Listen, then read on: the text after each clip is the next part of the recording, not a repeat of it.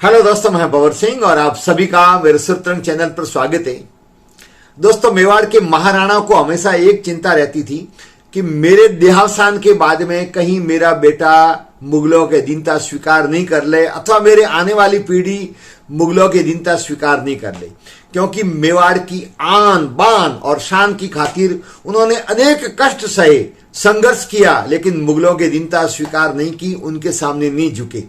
उसी के कारण से आज महाराणा प्रताप का हम नाम बड़े गर्व के साथ में लेते हैं। अनेक कवियों ने, साहित्यकारों ने, विद्वानों ने उनके बारे में बहुत कुछ लिखा है और इतिहास में वो अमर है।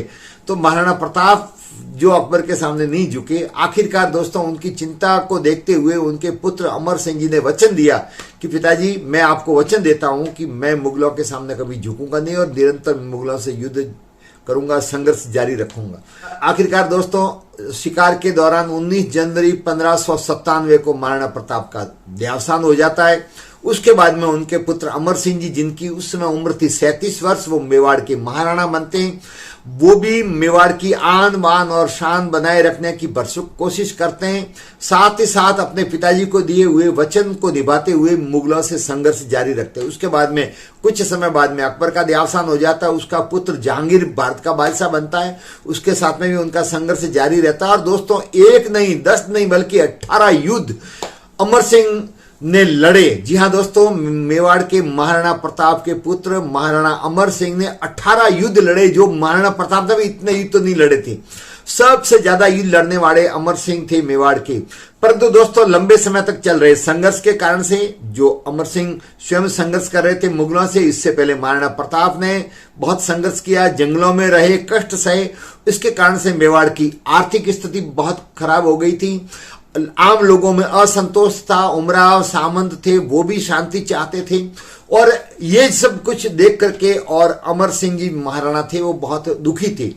तब उन्होंने अब्दुल रहीम खान खाना को एक दोहा लिख करके जानना चाहा। अब्दुल रहीम खान खाना जो मुगलों की सेना का सेनापति था, ये वही रहीम खान खाना थे जिनको हम रहीम जी के नाम से जानते हैं, जिन्होंने बेला रुक्मिणी और बरवे नाई का भेद जैसे हिंदी के बहुत सारे शानदार ग्रंथ लिखे हैं, जिनके बारे में आपने पढ़ा होगा, जिनके एक एक शानदार दोहे, रहीमन धागा प्रेम का मत तोड़ छिटकाए और टूटे से फिर ना मिले मिले गांठ पड़ जाए। वो बहुत ही उदार थे। वो रामायण महाभारत का भी उन्होंने अध्ययन किया हुआ था। हिंदू धर्म के प्रति भी उनका बहुत सकारात्मक सोच थी।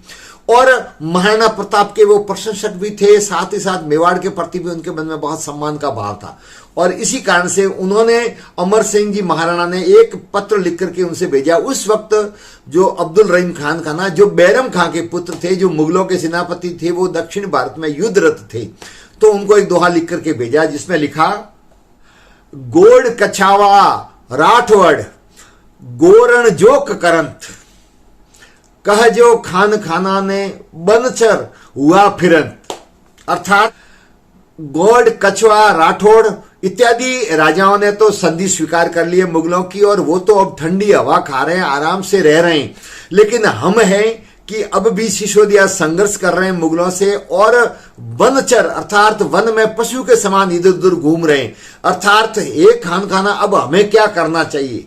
यह पत्र जब अब्दुल रहीम खान खाना को दक्षिण भारत में जब युद्धरत थे वहां पर मिला, तो उनको पढ़ करके समझ में आ गया कि निश्चित तौर पे अब अमर सिंह जी जो महाराणा हैं वो व्यथित हो गए हैं, और कहीं न कहीं दुखी मन से अब ये सब कुछ लिख करके उन्होंने भेजा है, समझौता करना चाहते हैं। परंतु अब्दुल रहीम खान खाना, जो मैंने पहले ही बताया, बहुत ही उदार थे और महाराणा प्रताप के प्रशंसक रहे हुए, मेवाड़ के प्रति भी उनके मन में बहुत सम्मान का भाव था। तो उन्होंने उनको ढांढस बंधाते हुए जो सच था, अपने मन के जो भाव थे, वो वापिस दोहे के रूप में उत्तर लिख करके भेजा। धर रहसी रहसी धर्म खप जासी खुरमाण, धर रहसी रहसी धर्म खप जासी खुरमाण, अमर विशंबर ऊपरा राखो नेचो राण। हे अमर सिंह, ये धरती रहेगी, ये धर्म रहेगा, लेकिन मुगल नहीं रहेंगे। एक समय बाद में ये भी नष्ट हो जाएंगे। और आप धैर्य रखो, ऊपर से विश्वंबर अर्थात महादेव आपको देख रहे हैं, निश्चित तौर पे आपकी मदद करेंगे, आप धैर्य रखो।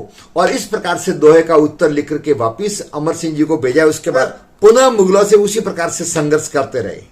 लेकिन दोस्तों कहते हैं ना कि राजा को प्रजा के अनुसार चलना भी पड़ता है कई बार, और प्रजा का ख्याल भी रखना पड़ता है। लंबे संघर्ष के कारण से महाराणा प्रताप से लगा करके अमर सिंह जी तक लगातार मेवाड़ संघर्ष करता रहा। मुगलों के बार बार आक्रमण हो रहे थे, लूटपाट हो रही थी, आर्थिक स्थिति कमजोर हो गई थी, लोगों का मनोबल टूट गया था, लोगों के अंदर चिंता थी, लोग शांति चाहते थे, सामंत उमराव भी शांति चाहते थे। आखिरकार इधर से जहांगीर भी बार बार संदेश भेज रहा था, तो आखिरकार नहीं चाहते हुए भी मन महसूस करके दुखी मन से इन्हीं मेवाड़ के महाराणा अमर सिंह जी को 1615 ईस्वी में जहांगीर से समझौता करना पड़ा।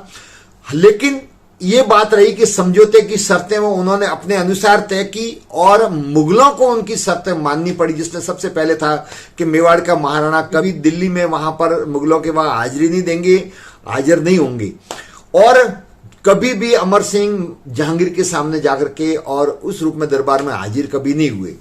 उनके पुत्र कुंवर करण सिंह जरूर वहां पर जाने की शर्त रखी थी, जो वहां गए थे और बाद में भी गए। वो दूसरी जो शर्त थी उसके अनुसार जब जब भी कहीं मुगल युद्ध करने जाएंगे तो मेवाड़ की सेना, मेवाड़ के महाराणा नहीं चाहेंगे तो वो नहीं भेजेंगे। जबरदस्ती कहीं पर भी मुगल कोशिश नहीं करेंगे सेना भेजने के लिए, अथवा सेना भेजने के लिए बाध्य नहीं करेंगे। तीसरी शर्त थी चित्तौड़ की मरम्मत नहीं करेंगे, लेकिन चित्तौड़ के दुर्ग को इसी जहांगीर ने अमर सिंह जी को लंबे समय के बाद में वापिस लौटाया, इस शर्त पर कि उसकी मरम्मत नहीं करोगे। तो इस प्रकार से ये संधि करनी पड़ी, जिसमें मेवाड़ के महाराणा अमर सिंह जी को वहां हाजिर होने की जरूरत नहीं पड़ी। वो हाजिर तो नहीं हुए, लेकिन फिर भी मन महसूस कर संधि करनी पड़ी। दोस्तों, संधि होने के बाद में उनको इतनी गलानी हुई कि आखिरकार उन्होंने अपने पुत्र करण सिंह को मेवाड़ का महाराणा नियुक्त किया, राजकार्य उनको सुपुर्द किया, और बाद का जो जीवन था वो सन्यासी की तरह उन्होंने जिया। उसी व्यथा में एकांत जीवन जीते हुए 26 जनवरी 1620 को आखिरकार मेवाड़ के महाराणा अमर सिंह जी का भी देहावसान हो गया। लेकिन दोस्तों, आज भी वो इतिहास में अमर है। उन्होंने मेवाड़ के महाराणा प्रताप से भी ज्यादा मुगलों से संघर्ष किया, 18 युद्ध किए, और दिवेर का जो युद्ध हुआ था 1606 के अंदर, उसके अंदर सुल्तान खान जो मुगलों का सेनापति था उसको उन्होंने मौत के घाटी में उतारा था। इस प्रकार से 18 युद्धों में वो कभी पराजित नहीं हुए और लगातार संघर्ष जारी रखा, लेकिन अंत में आकर के उनको समझौता करना पड़ा, जिसके कारण से बाद के जीवन में उनको बहुत दुख हुआ, गलानी हुई, और आखिरकार इस दुनिया को छोड़ करके चले गए। तो दोस्तों, मेवाड़ के इतिहास में इस प्रकार के प्रसंग हमको जब पढ़ने को मिलते हैं तब हमें गर्व भी होता है, और कई बार उस समय के हालात के बारे में भी बहुत सारी जानकारी प्राप्त होती है। आपको इस बारे में क्या कहना है? आपको ये वीडियो कैसा लगा? कमेंट्स जरूर करें। चैनल को सब्सक्राइब नहीं किया हो तो चैनल को सब्सक्राइब करें। वीडियो अच्छा लगा हो तो वीडियो को शेयर करें। वीडियो देखने के लिए आप सभी का बहुत बहुत धन्यवाद। जय हिंद।